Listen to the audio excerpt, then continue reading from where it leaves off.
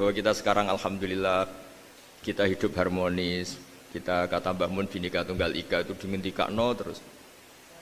Terus yang terakhir masalah air. Air itu sumber kehidupan. Di antara Allah mengingatkan kita adalah kul ara'aitum in asbaha ma'ukum ghoron famay ya'tikum bima imma'in.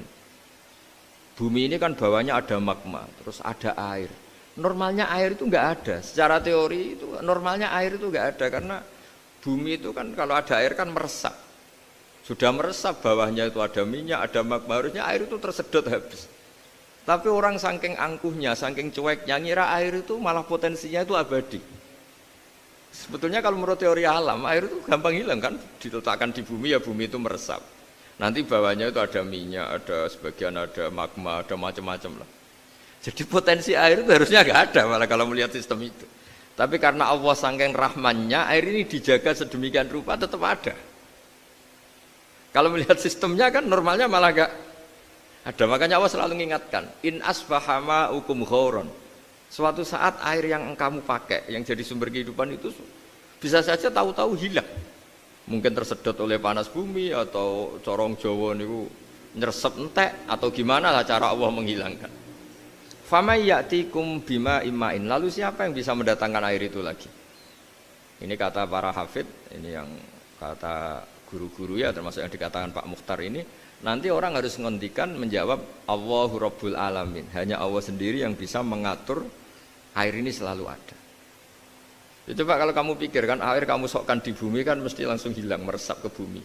Bumi ada bawahnya lagi, ada bawahnya lagi, dan mungkin bukan yang paling bawah mungkin tomak, harusnya itu nggak ada. Tapi Allah saking sayangnya mengatur sistem air itu ada dan tersedia. Tapi ketika orang terlalu cuek dan angkuh sampai lupa syukur tersedianya apa? Air itu Allah mengingatkan, disuruh bayangkan, kul ara'aitum, coba bayangkan kalau in asbaha ma'ukum ghoron. Tadi kan ada khataman ya, saya ikut terima kasih. Bayangkan kalau air suatu saat itu ghoron menjadi hilang.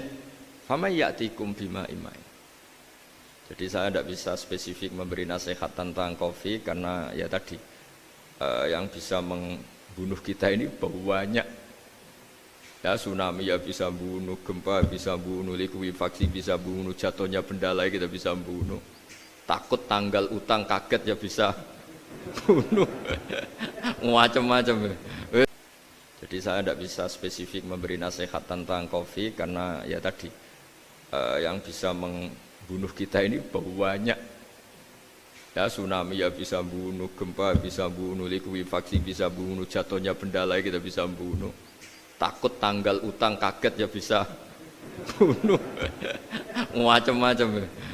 Semacam-macam lah ngelindur ya. Kemarin mudik aja yang sebelum tertata rapi aja mudik aja berapa kemarin kalau ada apa mudik Lebaran yang tahun berapa 3 tahun yang lalu apa 4 tahun yang lalu dulu. Jadi saya mohon ketakutan kita adalah yang hakikat adalah takut jadi hamba yang tidak baik. Itu yang harus jadi ketakutan sejati.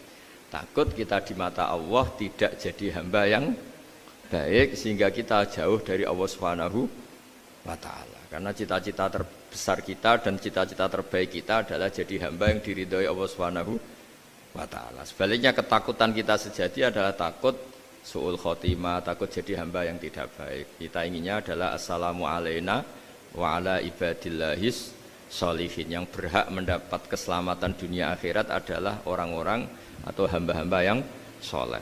Ya tadi untuk menjadi soleh itu gampang di Islam itu. Tenaga medis nolong pasien ya ibadah, pasien husnudzon sama dokter ya ibadah, mengelola hidup, ingin hidup ya ibadah, anak ngurus istri ngurus, pokoknya anak yang ngurus keluarganya juga ibadah. Semuanya itu di Islam itu asal tidak maksiat itu dianggap apa? Ibadah. Dan untuk orang menjadi kekasihnya Allah kayak tadi, ada orang yang karena ngerawat hewan dijadikan walinya Allah, menghilangkan apa duri atau pengganggu di jalan jadi kekasih Allah.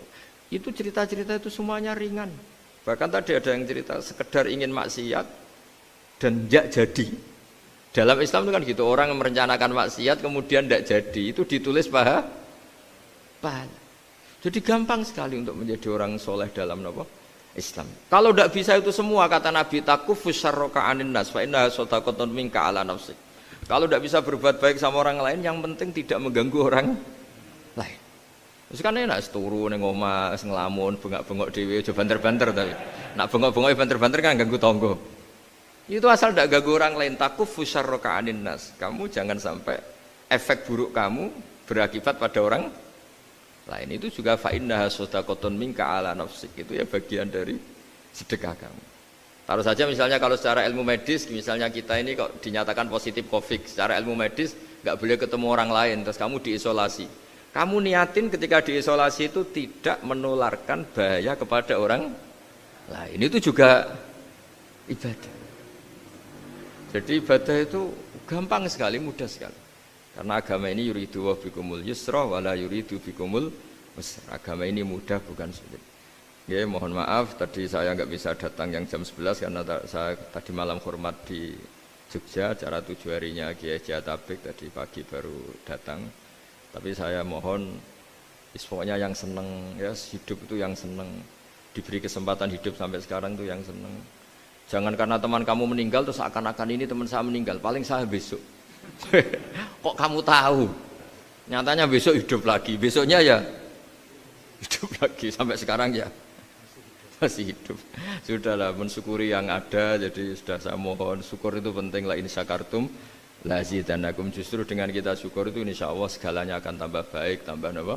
Baik. Nggih, matur nuwun, ngapunten ingkang kathah. Assalamualaikum warahmatullahi wabarakatuh.